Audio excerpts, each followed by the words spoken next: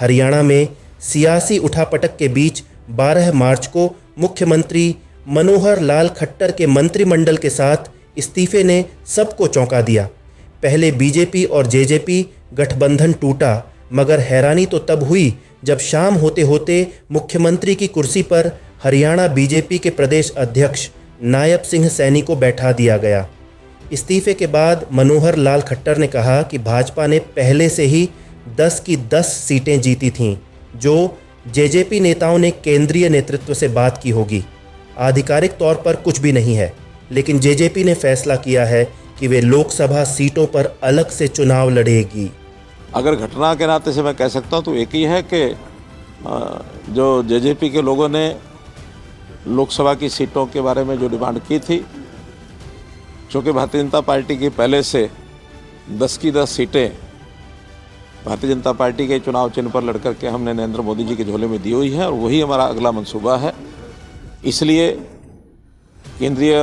जो हमारा नेतृत्व है उनसे उन्होंने बातचीत की होगी, तो उसमें से उनको हम लोगों ने अपने आप खुद 10 सीटें लड़ेंगे, उसमें से उन्होंने कोई निर्णय किया होगा तो मुझे जानकारी नहीं है। ऑफिशियल कोई बात तो उनके हमारे सामने आई नहीं है, लेकिन ये जानकारी मिली कि अब उन्होंने अपना निर्णय ले लिया है कि हम अलग से लोकसभा की सीटें लड़ेंगे। उसी में से आगे के सब निर्णय हुए हैं, तो ये तो एक घटनाक्रम हो सकता है। जहाँ तक दूसरा विषय है, भारतीय जनता पार्टी की परंपरा रही है कि हम संगठन में समय समय पर नए जो नेतृत्व को आगे लाते हैं। उस क्रम में जैसे आपने पिछले दिनों में देखा होगा कि मध्य प्रदेश में भी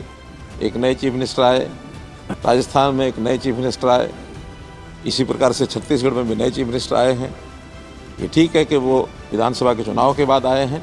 और अभी चूँकि लोकसभा के चुनाव हमारे एकदम सिर पर हैं और पार्लियामेंट्री बोर्ड ने कुछ इस प्रकार का निर्णय लिया है कि अब नया नेतृत्व इसी समय ला करके, और हम एक हमारे जो पहले सांसद हैं और प्रदेश के अध्यक्ष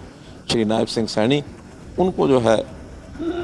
सब उनकी परामर्श पर, और हमारा जो विधायक दल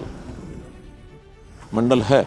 उन्होंने नेता चुन करके, और आज नए चीफ मिनिस्टर के नाते श्री नायब सिंह सैनी की नियुक्ति की गई है।